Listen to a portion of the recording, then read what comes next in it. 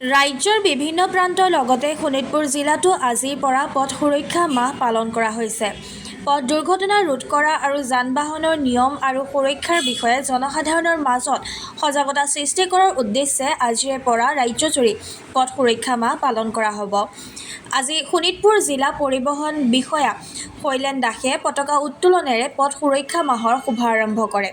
Helmet আৰু ছিটবেল্টৰ ব্যৱহাৰ, সুৰাপান কৰি বাহন চলোৱাত বাধা, নিয়মানুৱৰ্তিতা আদিৰ ক্ষেত্ৰত জনসাধাৰণৰ মাজত সজাগতা সৃষ্টিৰ বাবে পৰিবহণ বিভাগে নিয়মিতভাৱে অভিযান চলাই থকাৰ উপৰিও আজিৰ পৰা আৰম্ভ হোৱা পথ সুৰক্ষা মাহত এই বিষয়বোৰত গুৰুত্ব দি কেইবাখনো বাতৰ নাট প্ৰদৰ্শন কৰা হ'ব।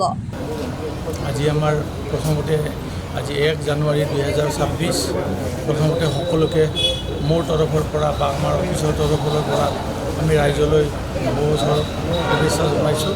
লগতে আজি আমাৰ ভাৰত চৰকাৰ তথা অসম চৰকাৰে বান্ধি দিয়া নিয়ম মতে আমাৰ ৰোড ছেফটি মাহ পালন কৰিবলৈ আমাক নিৰ্দেশনা আহিছিলে। সেই অনুযায়ী আমি ৰোড ছেফটি মাহটো আজিৰ পৰা আমি আৰম্ভ কৰিছোঁ। আজি 1 তাৰিখ আমি ফ্লেগ হোষ্টিং কৰি পেলাই এই শুভ অনুষ্ঠানটো আমি আৰম্ভ কৰিছোঁ। ইয়াৰ পিছত এই এমাহজোৰা আমাৰ প্ৰগ্ৰেম চলি থাকিব, বিভিন্ন প্ৰগ্ৰেম চলি থাকিব।